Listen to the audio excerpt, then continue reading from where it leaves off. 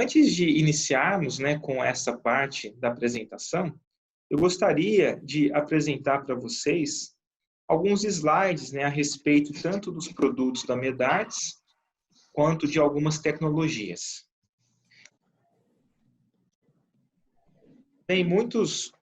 Toda vez que nós apresentamos nossos produtos, né, há duas tecnologias em especial que nós gostamos muito de destacar. A primeira delas é em relação à nossa chave, à nossa conexão Exadrive. Essa conexão, ela na verdade é uma chave em Torx, porém a Medartis ela melhorou essa conexão e é uma patente registrada. Então essa chave agora, ela pode não só ter uma melhor transmissão de torque, mas ela também faz a autorretenção do parafuso. Com isso, é possível que o instrumentador pegue o parafuso, né, com um pouco de pressão axial, e esse parafuso ele não vai cair. Até dá para a gente segurar, né, a chave, né, através do parafuso, né, se ele foi pego corretamente.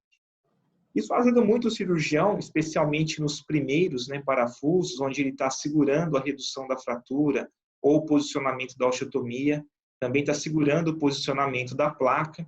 Então, se o parafuso, na hora de introduzir, ele cai no foco cirúrgico, né, na ferida, então isso atrapalha bastante. E a segunda tecnologia, né, que talvez seja o carro-chefe da Medartis, é o nosso bloqueio Trilock, que é um bloqueio por atrito. Então, isso significa que não há rosca nem na cabeça do parafuso e também nem na placa. Esse bloqueio por atrito ele é feito em 3 pontos.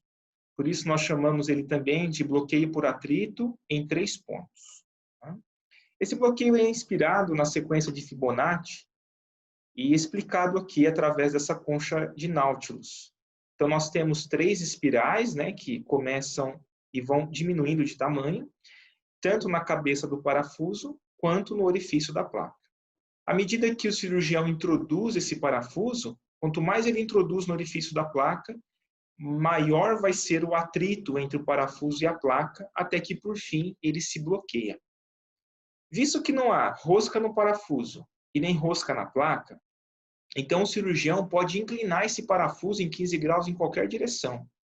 Por isso, nós dizemos que quem decide, né, a inclinação do parafuso é o cirurgião, e não o mecanismo de bloqueio. Assim, numa fratura, o cirurgião pode escolher o melhor posicionamento de acordo com a sua necessidade. E esse bloqueio, por sua vez, né, as suas principais características é o fato dele ser multidirecional. Então, dentro de 15 graus positivos e negativos, não há nenhuma limitação. Ele também não faz fusão a frio, porque o contato entre a placa e o parafuso não é suficiente para que se produza a fusão a frio. O cirurgião pode reposicionar até 3 vezes esse parafuso. E, por fim, também permite um fino ajuste, que eu vou mostrar logo mais à frente. Agora, é importante ressaltar, né, que o bloqueio desse parafuso ele é um pouco diferente. Geralmente, as placas do concorrente, né, os parafusos, o cirurgião ele rosqueia até que o parafuso tenha total contato com a placa e o parafuso está bloqueado. Já no bloqueio da Medartis, existe uma resposta tátil. Quando o cirurgião começa a introduzir o parafuso, né, ele sente ali a resistência de torque de rosca, onde o parafuso está criando a rosca dentro do osso. E depois, como a gente vê no ponto A, o parafuso ele começa a entrar dentro do orifício da placa. Nessa região, nesse momento, o cirurgião vai sentir aqui um torque mais elevado. E ele pode, né, facilmente achar que esse parafuso já está bloqueado, mas ele ainda não está. Então, se o cirurgião força um pouco mais, nós vamos sentir aqui um afrouxamento desse torque, e a partir então desse afrouxamento, nós temos em seguida, novamente, um aumento de torque. E é nesse momento que o parafuso ele bloqueia. É possível ver isso aqui no vídeo, né? Então, o parafuso agora já em contato com o orifício, bastante resistência, agora houve o afrouxamento e seguido do bloqueio. Então, mais uma vez, né? Aí o parafuso, a resistência, afrouxamento em seguida e bloqueio. Sempre que o parafuso está bloqueado, ele fica bem rente à placa. É muito importante, né, se certificar desse momento para que o parafuso esteja corretamente bloqueado. E também há o fino ajuste, né? Embora aqui não seja um salbone de pé, mas o princípio para essa técnica é a mesma. Então, aqui nós temos uma parte do osso, o estiloide, que não está corretamente reduzido, só tem um parafuso nesse fragmento, o cirurgião pode voltar mais ou menos ali meia volta, 3/4 de volta, para sair daquela posição de afrouxamento, e então ele usa esse parafuso como se fosse um joystick, e depois ele bloqueia o parafuso de novo. O Trilock também, ele se adequa à tecnologia Trilock Plus. Então, na concorrência, né, no mercado, nós temos placas aí que são híbridas, né, porque elas têm possibilidade de compressão e também tem a possibilidade de bloqueio. Mas eu tenho que escolher entre um e outro. A Medartis desenvolveu um orifício que é identificado com uma seta, aonde esse orifício ele é um orifício de compressão mais bloqueio. Isso quer dizer que eu insiro o parafuso num furo excêntrico e depois que ele faz a compressão de aproximadamente 1 milímetro, esse parafuso também se bloqueia na placa. Isso dá a possibilidade do cirurgião de fazer uma compressão entre o foco da osteotomia e ainda manter uma boa resistência mecânica. Tá? Então, nós temos o Trilock Plus com compressão mais bloqueio. E hoje, né, as duas placas que se adequam, né, ou que atendem os procedimentos que serão discutidos, é a placa da artrodese primária, né, da primeira MTF, e a revisão. Entre as características que essas placas têm, eu gostaria de citar o fato de elas serem produzidas a partir de um bloco de titânio, ou seja, elas não sofrem nenhum tipo de modelagem. Essa placa também de artrodese primária, ela tem essa característica interessante, onde os furos proximais, eles são posicionados na placa de modo que seja possível passar um parafuso interfragmentário entre a falange e o meta. Então, o parafuso interfragmentário não vai colidir com os parafusos da placa, caso o cirurgião opte por também colocar um parafuso interfragmentário. E a nossa placa de revisão tem como característica bem interessante o fato dos furos distais eles estarem muito próximos um do outro. Isso só é possível porque a cabeça do parafuso ela é muito pequena, ela é usinada muito pequena. Com isso é possível fazer 3 furos próximos, mesmo numa parte pequena da placa. E isso permite o cirurgião fixar fragmentos da falange aqui distal bem pequenos, né? E para auxílio do cirurgião, nós também temos um fórceps, que faz tanto compressão quanto distração. Por último, aqui, apenas para entendermos um pouco sobre como é o processo de fabricação da Medartis, né? Tradicionalmente, assim como os outros competidores e empresas, nós também produzimos placas a partir de uma chapa de titânio, onde a placa é cortada dessa chapa de titânio, como a gente pode ver aqui no vídeo, e em seguida ela é moldada para assim ficar no formato anatômico que foi planejado essa placa. Claro que quando nós moldamos essa placa, nós podemos criar aí alguma fragilidade mecânica. Por isso também a Medartis produz placas que são usinadas a partir de um bloco de titânio. Por exemplo, as placas de hoje que nós estamos discutindo. Essas placas são usinadas já de um bloco, elas não têm nenhum tipo de modelagem, nenhum tipo de estresse, por isso, embora sejam placas com perfil baixo, elas têm uma alta resistência mecânica. Claro que isso tem um desperdício, né? Produz muito desperdício de titânio, que justifica, né, o preço elevado dessas placas em 3D, mas ao mesmo tempo permite placas finas e com alta resistência mecânica. Aqui nós vemos a usinagem dessas placas, né, através das máquinas da Medartis. Depois que a placa passa por esse processo, ela é trovalizada para que tenha o máximo de polimento na superfície, para não ter nenhuma aderência de tecido mole, e também as bordas arredondadas, né, para não machucar ou ferir nenhum tecido mole adjacente. E depois disso, finalmente, a placa ela passa no processo de anodização, onde ela vai receber a cor dela, né? Então, se for placa bloqueada, vai ser azul, e se for placa sem bloqueio, vai ser dourada. E então começa-se o processo da qualidade. O processo da qualidade da Medartis, ele é muito rigoroso, né? as tolerâncias de desvio, elas são mínimas. E quando os materiais eles não se adequam a essa tolerância, então eles são descartados. Isso garante, né, com que os materiais eles tenham um comportamento padrão, independente de quando foram produzidos e onde vão ser utilizados. Então, muito obrigado, né? Essa era a apresentação que eu gostaria de compartilhar com vocês.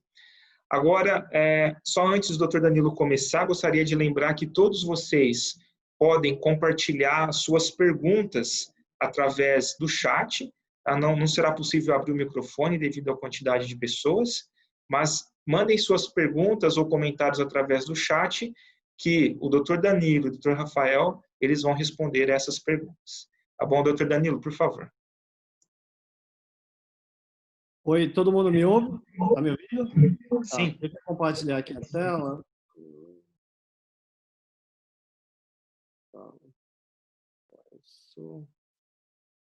Todo mundo vê? Tá vendo? Ok. Bom, queria agradecer aí o convite da Medats, né, para dar essa aula aí. E agradecer a presença de todo mundo e parabenizar assim, a Medats pela iniciativa, né, que esses webinars estão sendo muito produtivos e a gente está passando por um momento que para a gente isso é muito proveitoso, né? A gente acaba se sentindo menos produtivo, com isso a gente acaba estudando, né? Bom, então me coube falar de artrodese primária da metatarso falangiana. Esses são meus conflitos de interesse. Quando a gente fala de artrodese primária da metatarso falangiana, a gente pensa sempre em hálux rígidos, né? Que é a artrose mais comum no pé, né? Compromete 2,5% da população, principalmente a população acima de 60 anos. Depois do hálux valgo é a patologia mais comum, né? 2/3 tem história familiar, mais comum nas mulheres, e em até 80% dos casos é bilateral. A etiologia ainda é desconhecida. O mais provável é que seja idiopática, multifatorial, assim como outras coisas ortopédicas, algumas outras lesões, normalmente tem algumas variações anatômicas que são relacionadas, né? Que predispõem a ter, supostamente predispõem a ter esse tipo de lesão. É uma cabeça do primeiro metatarso plana, vista na radiografia em AP, o hálux valgo interfalangiano, metatarso adultos e metatarso primos elevados. Alguns casos existem as etiologias secundárias, pode ser um trauma agudo com energia suficiente para gerar uma lesão osteocondral, ou aqueles traumas menores de repetição, pacientes que jogam futebol, normalmente pacientes jovens, né? E à medida que o hálux rígidos evolui, começa a ocorrer uma mudança de eixo de rotação na cabeça do primeiro metatarso. Então, o normal é que o eixo de rotação da falange seja no centro da cabeça. E aí, à medida que essa doença evolui, esse eixo ele passa a ser na parte dorsal da metatarso falangiana, e o que acontece é a formação. Por isso que ocorre essa formação do osteófito dorsal. Em termos práticos, seria esse carro da imagem no canto inferior esquerdo, é um carro que tenta acelerar na neve, né? E o pneu, o eixo de rotação, ele está no centro da roda. Diferente do outro carro, que está no asfalto comum, que o eixo de rotação entre a roda e o eixo é entre a roda e o asfalto, não é no centro da roda. Mas a gente sempre precisa pensar em outras patologias que normalmente a gente faz a artrodese metatarso falangiana. Uma delas que é muito discutida é a hálux valgo, na artrite reumatoide, se é artrodese ou não, né? Diferente de um hálux valgo normal, ele surge por um comprometimento articular, a gente tem destruição da cartilagem, uma destruição óssea, uma destruição ligamentar, é uma patologia intraarticular. Então, não é um hálux valgo simplesmente por desbalanço de forças extraarticulares. E aí, quando a gente tem um paciente que tem uma suspeita diagnóstica de hálux rígidos, a gente faz uma avaliação clínica e radiográfica. A partir daí, a gente classifica o estágio de evolução dessa artrose e, com isso, a gente decide o nosso tratamento. A apresentação clínica, normalmente, esses pacientes eles chegam com sintomas articulares, né? Inicialmente, essa dor ela tem características diferentes à medida que ela evolui, né? Então, no início, a mobilidade da articulação é normal, o paciente ele tem só uma dor na região dorsal da metatarsofalangiana, um edema que pode ser muitas vezes discreto. À medida que evolui, começa a ter dor na extensão da metatarsofalangiana e à medida que a artrose evolui na região dorsal, começa a ter essa limitação da dorsiflexão e no final qualquer mobilidade no arco de um arco de movimento pequeno já é o suficiente para causar dor. E aí, à medida que esses sintomas intraarticulares eles evoluem, os pacientes começam a evoluir com sintomas extraarticulares, extrametatarsofalagianos, né? Então, começa a ter uma hipercompensação da interfalangiana distal, ele começa a hiperestender para tentar compensar essa rigidez.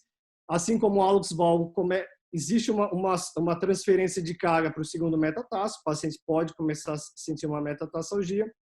E à medida que o osteófito dorsal ele começa a crescer, aumentar de volume, ele pode fazer uma compressão no nervo cutâneo do osso medial e aí gerar uma parestesia na região aqui distal do osso medial do hálux. A avaliação radiográfica, normalmente as incidências que a gente pede são as incidências básicas API e perfil. O oblíquo é opcional, normalmente a gente costuma pedir. E os achados comuns de artrose. Então, quando a gente vê o raio-x as alterações do raio-x no paciente com hálux rígido, são os achados comuns, como osteófitos, pinçamento articular, esclerose subcondral, cistos subcondrais. E a única diferença assim, é que ele tem uma evolução um pouquinho mais exuberante no início, na região dorsal, e vai centralizando e indo para a região plantar. Depois de feito essa avaliação clínica e radiográfica, a gente faz uma classificação da evolução. As classificações mais utilizadas são a de Hartrup-Johnson e de Coughlin-Schunas. A de Hartrup-Johnson é uma evolução radiográfica, né? Ela é baseada em alterações como formação de osteófitos, alterações na linha articular e alterações no osso subcondral.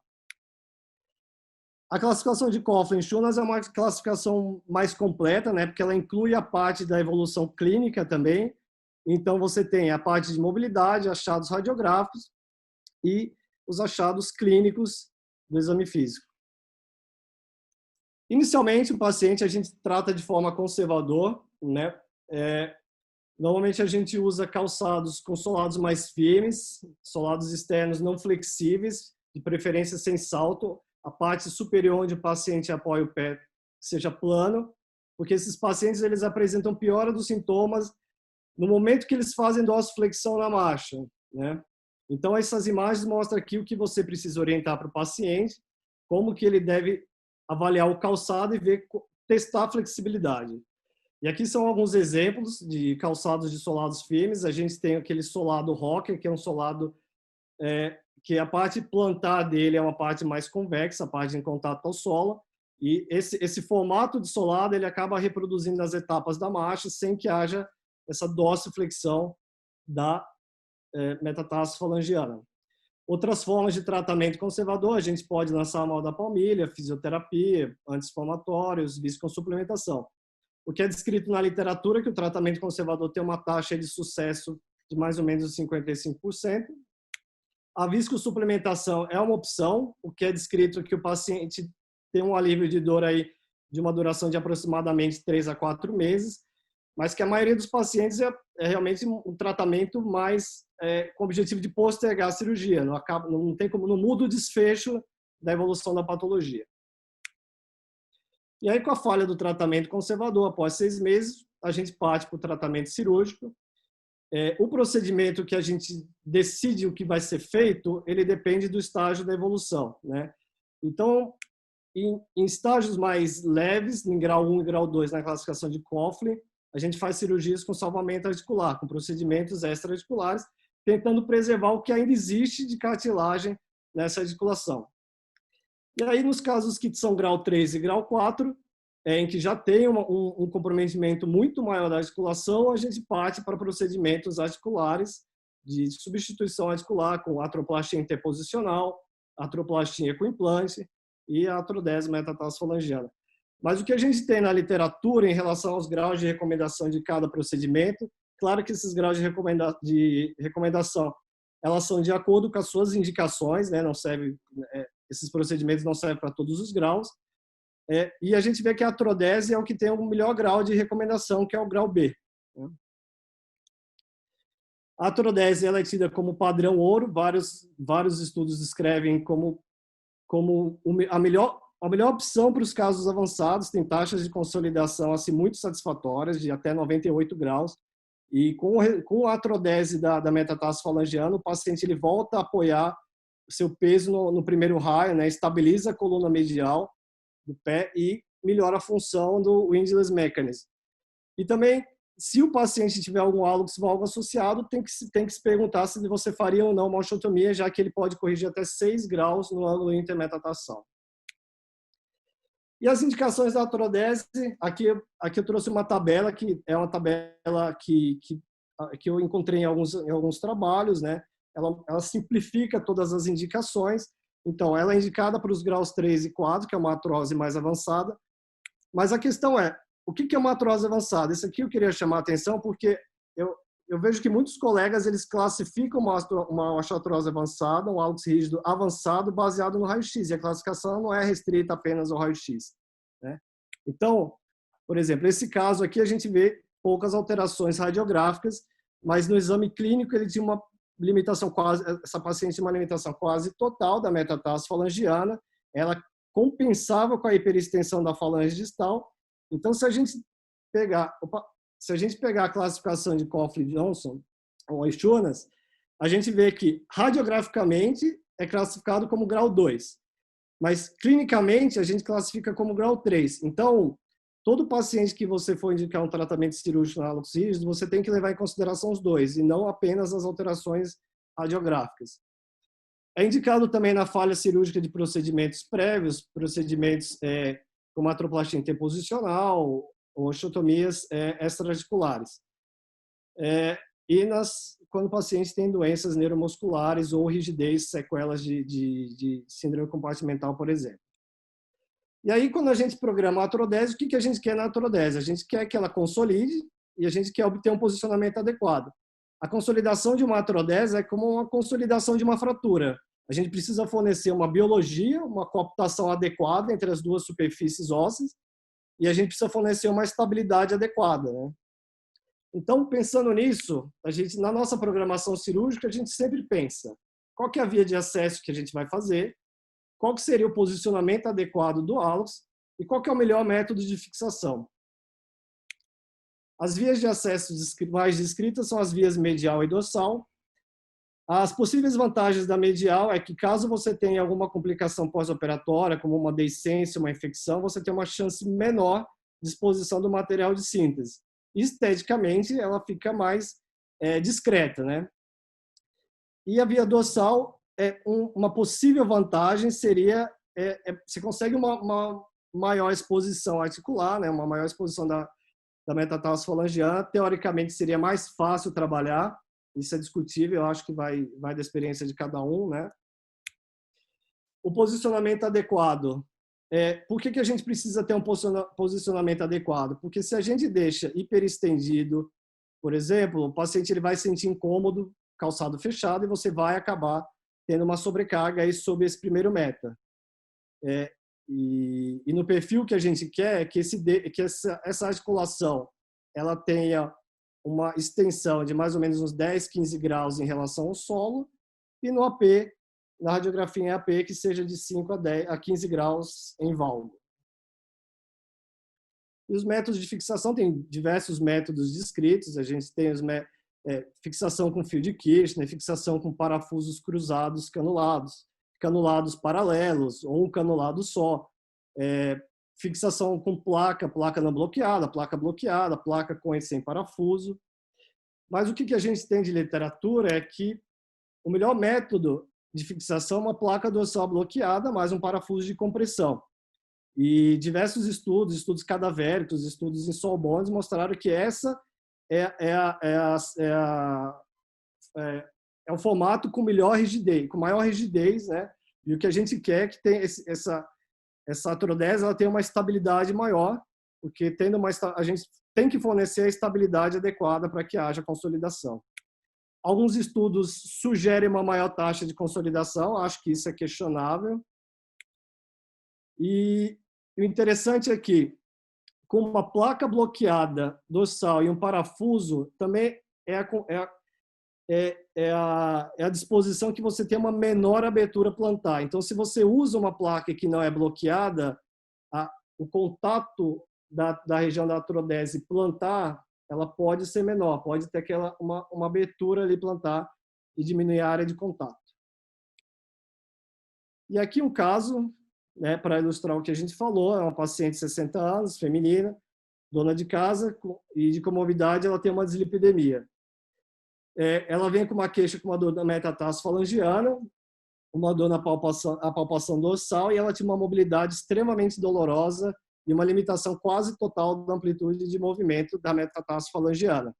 Então, aqui nas imagens clínicas a gente vê no canto inferior esquerdo, essa saliência que normalmente está presente, né, no dorso da articulação, por conta do wash-off dorsal.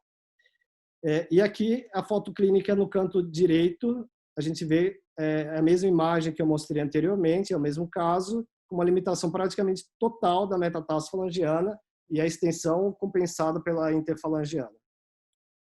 Esses são os raios-x, eu classifiquei como grau 3, e o meu planejamento, o que foi? O que eu pensei? Né? Então, eu vou fazer parte da cruentização. Essa cruentização, eu posso fazer ela com a utilização de serras, de microserras, curetas. Eu posso usar fresas específicas, né? Depois disso, eu faço procuro ter uma cooptação adequada entre o primeiro metatarso e a falange proximal e tentar já colocar no alinhamento adequado, fixo provisoriamente com fio de Kirchner. Não esquecer que para a gente colocar a placa dorsal, a gente precisa ressecar esse wash-off do dorsal, né? Então, para ela ficar bem adaptada a essa região, a gente precisa deixar bem plano. Passa um parafuso de compressão canulado 3 ou 3,5. Eu, particularmente, gosto de passar, para mim, eu acho que tecnicamente é mais fácil passar da falange em direção ao metatarso. Alguns colegas passam no primeiro metatarso para a falange. E aí você pode associar uma placa de bloqueada de neutralização. Normalmente a gente fixa com 3 parafusos distais e proximais. Essa é uma fixação mais rígida, né? Você pode lançar a mão também de uma placa, como o Thiago mostrou, essa é uma placa que pode ser usada na artrodese primária. Ela é uma placa que dá a opção de fazer bloqueio, diferente da outra, que ela dá a opção mais de neutralização. Ela não tem essa característica de você fazer a compressão no foco da artrodese. Então, indo para a cirurgia, a minha opção foi a via de acesso medial. A gente expõe toda a articulação, é uma articulação que a gente vê que ela tem um comprometimento central importante, que muitas vezes a gente não consegue avaliar isso no raio-x. Tem que fazer a cruentização e toda a remoção desses osteófitos periarticulares, né? No caso, eu lancei mão dessas fresas. Essa é a fixação. Eu utilizei um parafuso de compressão 3.0, um parafuso de canulado de rosca, que é o parafuso CCS, e utilizei essa placa dorsal, que particularmente eu gosto bastante dessa placa, porque ela tem uma versatilidade, ela se acopla muito bem em vários procedimentos, né? Isso aqui é o aspecto clínico 2 meses pós-operatório. Aqui é a radiografia também 2 meses pós-operatório. Aqui a gente vê a posição em que os ossos ficaram pós-artrodese e o grau de extensão e o grau de valgismo, né? No perfil a gente vê 10 graus de extensão da falange e na radiografia em AP a gente vê em 14 graus de valga. Então, como eu falei, essa placa aqui, ela realmente tem uma versatilidade, você pode usar ela em várias posições, em vários procedimentos, ela realmente tem uma modelagem que acopla fácil com a anatomia, né? E os resultados da artrodese? Ela tem resultados uma taxa de satisfação alta dos pacientes, em torno de 73% a 100%, uma taxa de consolidação alta, chega a 98%, poucos casos consolidam de forma viciosa, e a taxa de revisão também é baixa, né?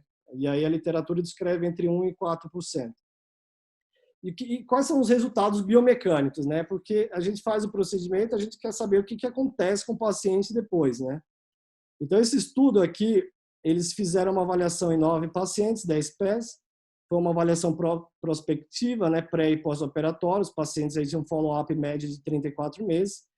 Eles viram que houve um aumento da força e pressão máxima sob o hálux e que esses pacientes passaram a ter um apoio mais natural, né, do peso sobre o pé e sobre o hálux, sobre a coluna medial em si. E na análise da marcha, eles viram que tem algumas alterações, mas isso aí realmente é decorrente da limitação de movimento, outras articulações acabam compensando, mas que isso não teve nenhuma alteração em articulações vizinhas, né? Nem no joelho, nem no quadril. Esse outro trabalho aqui, com 23 pacientes, foi uma avaliação prospectiva da marcha pré- e pós-operatória. Ele traz resultados parecidos, né? Que esse paciente ele volta a apoiar melhor seu peso na coluna medial do pé, aumenta a área de apoio desse pé no chão, o paciente sente mais estabilidade do pé, se sente mais confiante a caminhar, e há também uma maior força de propulsão. Então, aumenta o braço de alavanca, esse paciente ele consegue ter mais força de impulso, né? Em questão de retorno às atividades físicas, porque os pacientes eles sempre perguntam, né, doutor, se eu fizer esse procedimento, será que eu volto às minhas atividades? Eu vou ficar com limitação? Eu vou ter que adequar a minha vida? Então, esse trabalho aqui de 2005, de 53 pacientes, 60 pés, eles fixaram essa artrodese com 2 parafusos canulados de disposição paralela. A idade média desses pacientes era de 54,2 anos, um follow-up aí de aproximadamente 4 anos. Como que eles avaliaram? Eles entregaram alguns questionários para os pacientes e eles responderam essas perguntas, que são essas 7 perguntas aqui, que está no canto inferior direito. E aí, o que é interessante ver?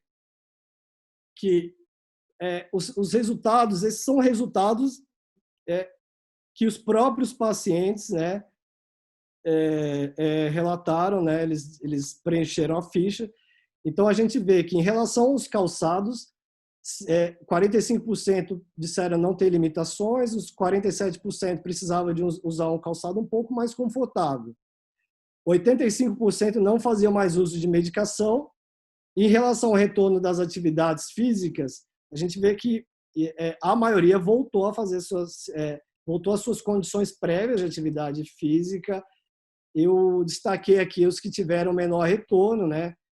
O retorno para fazer uma corrida, um tênis.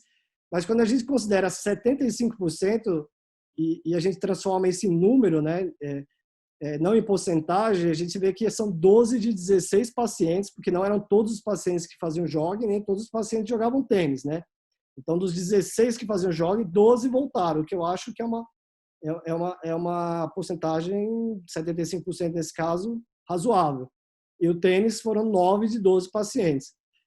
E esses pacientes todos relataram que eles perceberam que o pé estava melhor e 94% afirmaram que faria o procedimento novamente. E esse outro trabalho aqui, eles com 50 pacientes, também em relação ao retorno às atividades físicas. A diferença desse trabalho para o anterior é que a idade média é um pouco menor, né? Tem um follow-up um pouquinho maior. O outro era de mais ou menos 4 anos, esse é de 5,1 anos. Eles viram que 68% dos pacientes retornaram às atividades prévias.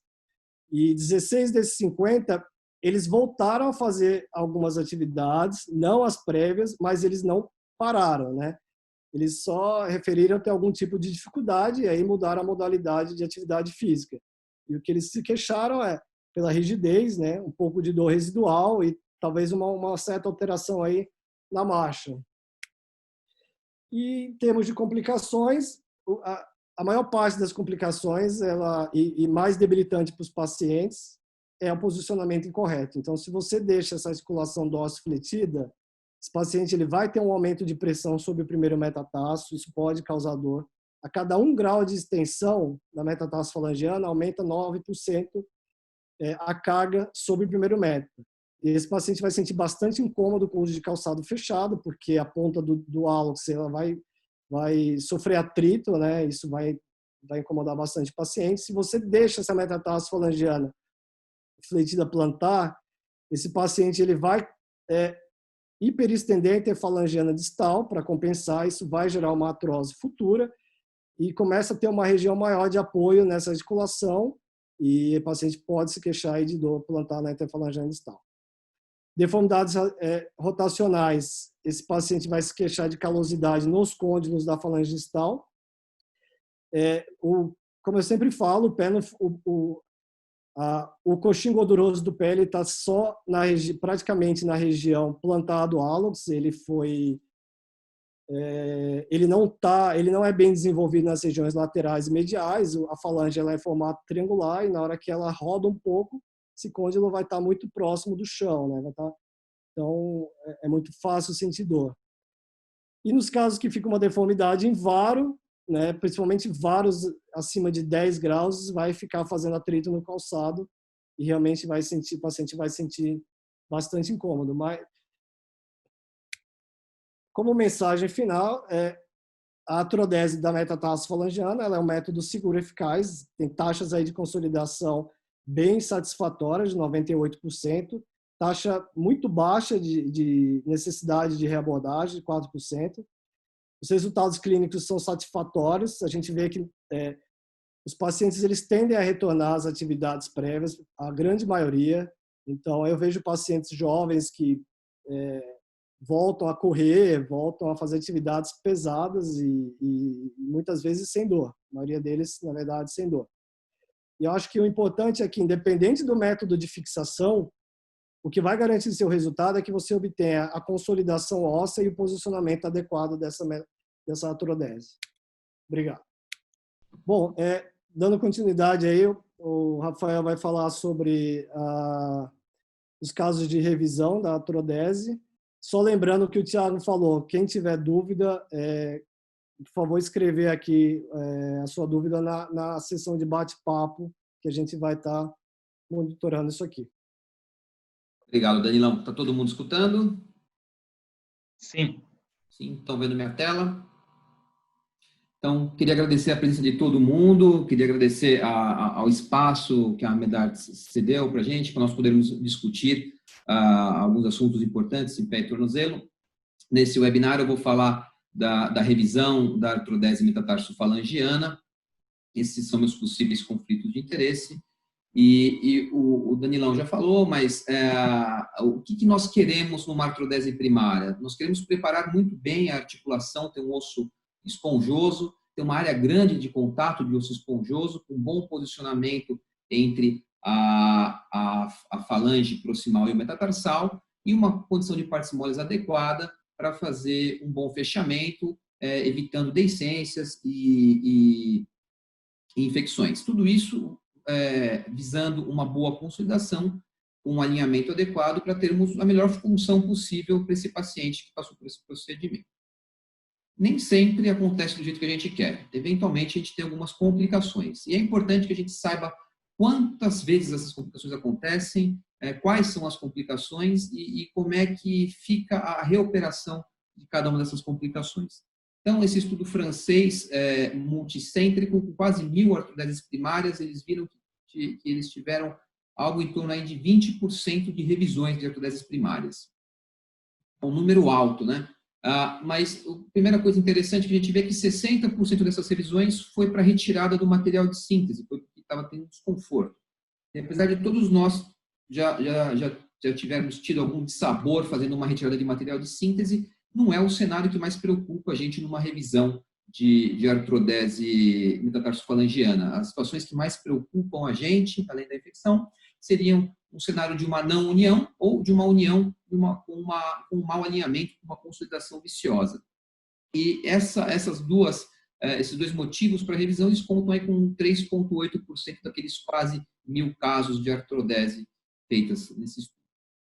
E a gente tem que entender que elas são patologias diferentes. Então, enquanto que o resultado pós-revisão de uma artrodese que ficou mal alinhada é muito bom aqui nessa série, 100% de satisfação, e a avaliação do score SF36 foi de 80 pontos. Quando a gente compara com os resultados do não união, nós vemos menos satisfação e um score bem mais baixo, 57,7 pontos. Isso é relevante do ponto de vista clínico, é uma diferença grande e teve diferença estatística, não foi aleatório. Tá? Então, nós temos que entender que as expectativas serão diferentes no tratamento de cada um desses pacientes. O foco, então, vai ser discutir mais a não união e uma união com mau alinhamento nessa aula aqui. Quando a gente vai falar, então, de uma revisão por um mau alinhamento, a primeira pergunta é o que seria um bom alinhamento, né? Isso não é muito claro na literatura. Alguns autores falam, então, no raio-x de frente, que temos que ter um valgo de 10 a 15 graus, outros falam de 15 a 20 graus, e no raio-x de perfil, alguns autores falam de uma extensão de 10 a 15 graus, e outros de 20 a 25 graus. É porque é importante a gente ter um ponto de partida radiográfico, mas o aspecto clínico ele é muito relevante, ele é o que dá a sofisticação final do nosso posicionamento, e isso está cada vez mais claro nos artigos. E é diferente a gente posicionar o hálux no pé cavo e posicionar o hálux no pé plano. O eixo do primeiro metatarsal ele é diferente, vai solicitar uma posição diferente do hálux, né? Então, alguns parâmetros clínicos, a gente não pode ficar muito estendido, como o Danilo falou, porque não cabe no calçado, mas se ficar muito fletido, vai ter muita carga na falange distal e vai fazer artrose ou uma luxação da interfalangiana, então tem que ter uma extensão mínima necessária para ter um contato com alguma mobilidade da interfalangiana. A rotação é simples, é só a gente acertar a rotação da unha com o solo, de modo que ela fique neutra, e o valgo é um pouco mais difícil, não pode ficar um valgo muito pequeno, ao ponto de ficar vário, ficar um espaço grande, nem um valgo muito grande que faça a compressão do primeiro contra o segundo dedo, mas são parâmetros, o espaçamento entre o primeiro e o segundo dedos é um parâmetro clínico importante. Situações como essa, onde o paciente ele fica com mau alinhamento consolidado, o paciente então ficou com o hálux varo, ele está supinado, está estendido ali tudo, o primeiro raio está inteiro longo em relação aos raios laterais. É uma situação que apesar de incomodar o paciente para ser revisado, a gente tem algumas respostas muito boas. Primeiro, o osso consolidou, quer dizer, estamos de frente com um caso onde há um potencial de consolidação bom, né? Outra coisa, a gente não tem nenhuma falha óssea grande a gente não tem nenhuma falha óssea grande, ou nenhuma falha óssea, e a gente consegue uma consolidação sem precisar usar enxertos ou blocos de enxertos. Então, tecnicamente, é mais simples a resolução desses casos, e é por isso que os casos de um mau alinhamento têm resultados melhores do que casos de não união, porque eles funcionam como se fosse quase uma artrodese primária. Talvez a discussão que a gente tem aí seria como fazer o realinhamento. A gente faz o realinhamento usando um corte circunferencial com as fresas, né? E é mais fácil realmente modificar múltiplos planos ao mesmo tempo com cortes arredondados, ou se a gente faria cortes com serra, cortes em um plano único. Acho que quando for um desalinhamento em um plano único, fazer uma cunha com a serra fica mais fácil. Agora, quando tem múltiplos planos, talvez seja mais fácil fazer cortes arredondados para acertar tudo de uma vez só. Mas vai dar preferência a cada cirurgião. A fixação também é simples, é como se fosse a fixação da artrodese primária. A gente vai usar aí o conceito de estabilidade absoluta, parafuso, tração e placa de neutralização, com os mesmos parâmetros de posicionamento em relação à extensão, varo e valgo. Isso fica um pouco diferente quando a gente se depara numa situação onde a gente tem uma perda óssea, onde o primeiro raio está faltando substância interfalange e metatarsal pela não união, ou a gente vai revisar a não união e sabe que a gente vai encurtar mais pela manipulação óssea. E aí a gente precisa saber como avaliar o comprimento do primeiro raio. Nós podemos usar as fórmulas metatarsais, a gente tem a fórmula de Lelievre, a fórmula do Kaplan, do Coughlin, ou a que a gente mais conhece atualmente, que é do Maestro. E outro método de avaliar o comprimento seria comparar o lado são com o lado doente, o lado que tiver operar com o lado contralateral.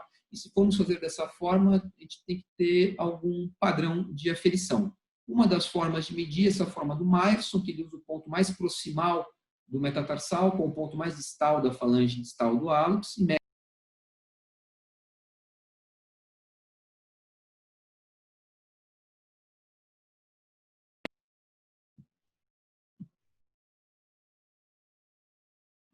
Vocês estão me escutando? Estão me escutando? Então, uma das formas é essa de Myers, que mede o comprimento tanto no frente quanto no perfil. A outra forma, essa descrita por Malhotra e colaboradores, eles consideram o segundo raio como o comprimento fixo, então eles medem em relação ao segundo raio. Uma linha na metatarsofalangiana do segundo raio e a outra linha na interfalangiana do hálux. Eles medem a diferença pré e pós, ou entre um lado em relação ao outro. E aí, para ilustrar, então a gente consegue medir a diferença de um lado com o outro, e aí a gente vai ter uma diferença que é a diferença que nós vamos planejar para fazer o alongamento desse raio durante a nossa artrodese. E aí fica a dúvida, será que essa é a diferença do tamanho do nosso enxerto? Bom, recorrendo à literatura, a gente tem algumas informações bastante interessantes em relação ao enxerto. Primeiro, nesse estudo aqui, foram 15 revisões de artrodese, todas tinham uma falha óssea, precisava de um enxerto estruturado, eles usaram um halo-enxerto, enxerto de banco. Eles associaram ao enxerto um BMP, ou aspirado de ilíaco, ou osso morcelizado, osso triturado, tanto alto enxerto quanto halo-enxerto triturado. Eles prepararam com fresas côncavas e fresas convexas, fixando de uma forma heterogênea, às vezes com placa, às vezes com fio de Kirchner, às vezes com placa mais fio de Kirchner. Essas são as imagens do estudo, e nós já vemos que, já tirando todo o tecido fibrótico interposto que não consolida, a gente já tem uma perda óssea aqui, começa assim. Aí o preparo proposto por esses autores, tanto do metatarsal quanto da falange, com a fresa convexa, né, criando um túnel dentro desses ossos, e aí o preparo do enxerto de banco de tecido é feito com a fresa côncava, de forma a moldar um plug que vai encaixar entre a falange e o metatarsal. O que é interessante nesse estudo é que eles conseguiram usar um enxerto em média de 18 milímetros, e mesmo assim, com 18 milímetros de enxerto, eles não conseguiram alongar nada do primeiro raio, pelo menos eles conseguiram não deixar encurtar, que já é algo bom. Eles mostraram 20% de não união. Dessas, um caso era uma não união visível radiográfica, a outra era de um paciente que tinha dor e foi atribuído ao material de síntese. Quando foi retirado, observou que sob o material de síntese tinha uma não união. Em outro caso, foi após 2 meses de retirada do material de síntese, uma fratura na interface enxerto metatarsal, provavelmente porque não estava consolidado adequadamente. Um outro estudo bem semelhante, mas com uma amostra maior, é esse daqui, e ele usa como enxerto estruturado o ilíaco autólogo do próprio paciente, tá? E ele compara, para fazer o planejamento do alongamento, o lado contralateral. E durante o artigo eles discutem as vantagens do enxerto autólogo. Ele é mais disponível, ele é mais barato, ele é mais fácil de ser usado, então, né? Ele tem propriedades biológicas diferentes, ele é osteogênico, osteoindutor, osteocondutor, que motivaram ele a escolher, então, o enxerto autólogo do paciente. Eles mostraram 88% de consolidação e eles conseguiram um comprimento médio de 10,7 milímetros e conseguiram alongar o raio com esse tamanho de enxerto, mas eles alongaram apenas 40% do tamanho do enxerto. Esse padrão de um alongamento menor do que o tamanho do enxerto, que foi visto no outro artigo que eu falei, e nesse artigo também, é visto em outros, inclusive nesse do Myerson e do Liuchon de 2000, eles mostram a mesma coisa. O tamanho do enxerto que a gente retira, ele é menor do que o que a gente vai alongar, a gente tem que levar isso em consideração.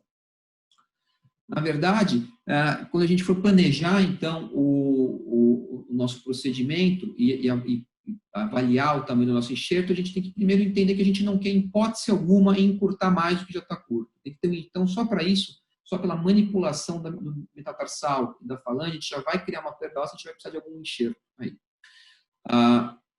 Uma outra coisa, se a gente for alongar, a gente tem que entender que o que a gente está medindo no alongamento, o enxerto vai ter que ser maior do que esse tamanho para a gente conseguir o alongamento que a gente está planejando.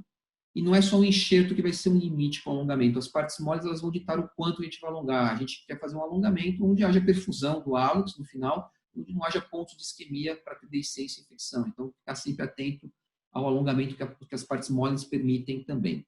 O halo-enxerto é viável, uma boa opção sem dúvida, mas o auto-enxerto ele tem algumas vantagens biológicas, além da acessibilidade, e tem uma desvantagem que é abordar a bacia do paciente e causar uma morbidade em um outro local diferente do pé.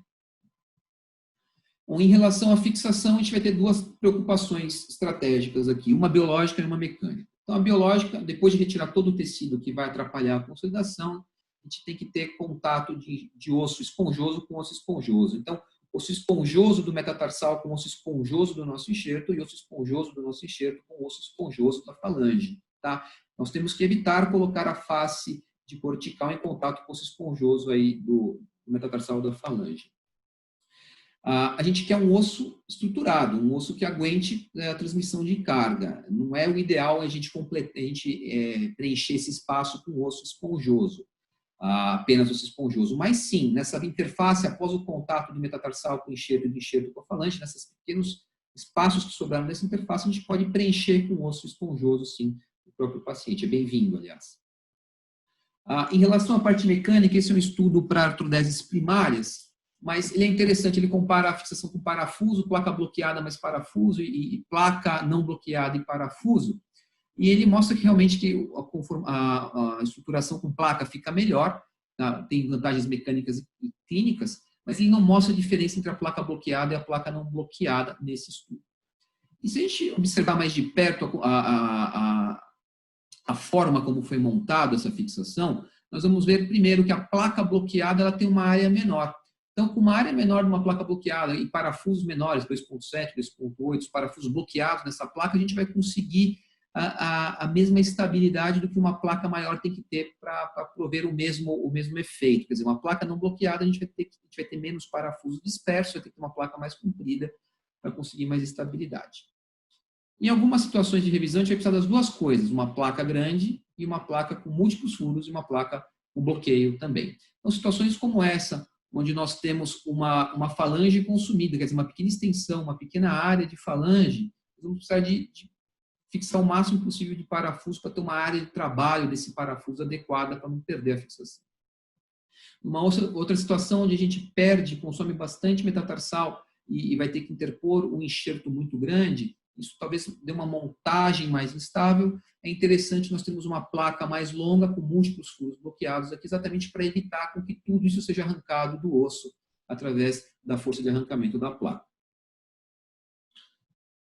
Bom, então, mecanicamente, nossos conceitos vão ser esses. A gente vai buscar um contato íntimo nas interfaces entre o osso e o enxerto, que a gente vai querer uma consolidação primária. Então, nesse pequeno espaço de interface, todo o nosso movimento vai ser focado, então a gente vai ter um strain alto aí, por isso a gente vai buscar uma estabilidade absoluta. Preferencialmente, comprimindo através de parafusos, que são a compressão é mais intensa com parafusos de tração, mas às vezes não dá, a gente pode usar a compressão através da placa, uma placa dinâmica ou compressões extrínsecas, né? As placas mais compridas, elas vão ter um papel para diminuir a força de arrancamento do último parafuso que está prendendo a placa e deixar então, a conformação da montagem mais estável, e placa de mini micro para a gente poder agregar mais parafusos bloqueados, e quanto mais parafuso, na verdade, maior vai ser a área de trabalho do parafuso no osso e maior vai ser a estabilidade. Uma das formas de conseguirmos isso é colocar múltiplas placas ortogonais. Realmente dá estabilidade, só que a gente faz lesões grandes de partes moles, então a gente ganha mecânica e perde biologia, então talvez não seja uma estratégia mais adequada. Uma outra forma é usar uma placa dorsal única e uma placa que tem a opção de parafusos bloqueados, parafusos menores, com os conceitos que eu já falei.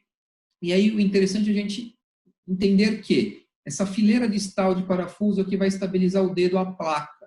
Se a gente tiver só um parafuso aqui, a estabilização vai ficar ruim. Precisa pelo menos 2 parafusos fixando aqui. E esse parafuso mais proximal é importante porque ele enrijece o bloco do dedo com a placa. Essa fileira proximal aqui assinalada é uma fileira que está bem próxima da interface osso e enxerto e ela que enrijece toda a construção para diminuir o movimento e nós temos a nossa efetiva estabilidade absoluta. E esse último parafuso, na verdade, vai determinar o tamanho da placa, onde é esse último parafuso, é o que vai evitar com que todo esse bloco faça movimentos de flexão e extensão e seja arrancado do metatarsal junto com a placa. Então, na verdade, é o que diminui a força de arrancamento da placa. Então, o primeiro passo é após a gente montar, posicionar também o enxerto entre a falange e o metatarsal e fixar o enxerto, a placa, posicionando a placa no nosso raio.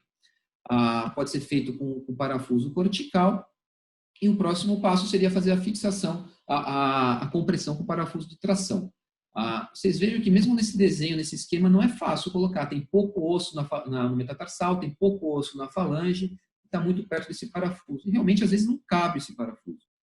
Então, é por isso que é importante que a gente tenha outras opções de compressão na mão durante a cirurgia. Uma delas é o que a gente está acostumado com as placas DCP, que é o orifício deslizante. Então, a gente vai fixar o bloco distal, tá? Então, aqui está fixado. A gente vai soltar parcialmente esse parafuso para ter mobilidade e compressão, e colocando o guia excêntrico no furo de deslizamento, ele vai comprimir todo o bloco distal contra esse bloco proximal da metáfise aqui. Depois a gente termina a fixação desse parafuso e dos outros parafusos. Uma outra opção também que nós temos nessa placa é colocar, que já foi falado pelo Thiago, é colocar aqui nessa porção mais proximal desse furo ovalado, bem na porção proximal com fio de Kirchner, e o outro seria nesse furo cilíndrico, nesse furo circular. Nessa montagem não vai dar, porque está no enxerto, a gente pode roubar um pouquinho e pôr nesse orifício daqui. E aí, com os dois fios de Kirchner, nós colocamos uma pinça e comprimimos a pinça. É importante, novamente, esse parafuso está levemente afrouxado para ter mobilidade. E aí, comprimindo, a placa vai deslizar sobre o fio de Kirchner e vai comprimir tudo e nós terminamos a fixação.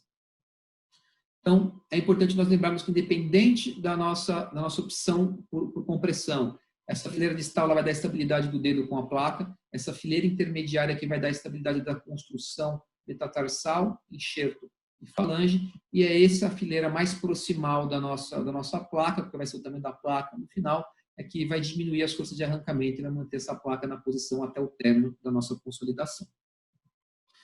Então, para lembrarmos, o posicionamento adequado ele é dado pela radiografia, pela radioscopia, mas a gente não pode negligenciar o aspecto clínico. Muitas vezes ele é muito mais importante, é o que vai ajudar a gente a escolher a posição final.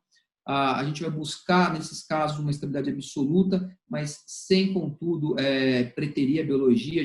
Nós temos que fazer, apesar de ser uma revisão e vai ter uma lesão maior, a gente tem que evitar ao máximo desperostizar o que for possível e manter alguma vascularização.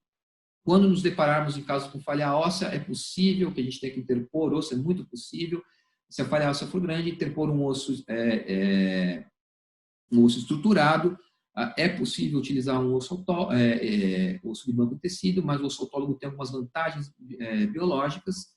A compressão nem sempre é fácil através do parafuso de tração, por isso é importante a gente ter em mãos materiais que permitam uma compressão através da placa ou através de uma compressão extrínseca. Eu, particularmente, aproveitei bastante, aproveitei sua aula, o seu caso, né? Então, eu acho que todo mundo no final aproveita. Então, basicamente, acho que é isso. E também queria agradecer a todos que assistiram, todos que ficaram até o final. E qualquer dúvida que tiver, a gente passou um pouco do horário, mas qualquer dúvida que tiver, eu estou à disposição de vocês, Danilo, estou à disposição, é só entrar em contato, que se a gente souber responder, a gente ajuda. Obrigado aí a todos, obrigado, Danilo. Obrigado,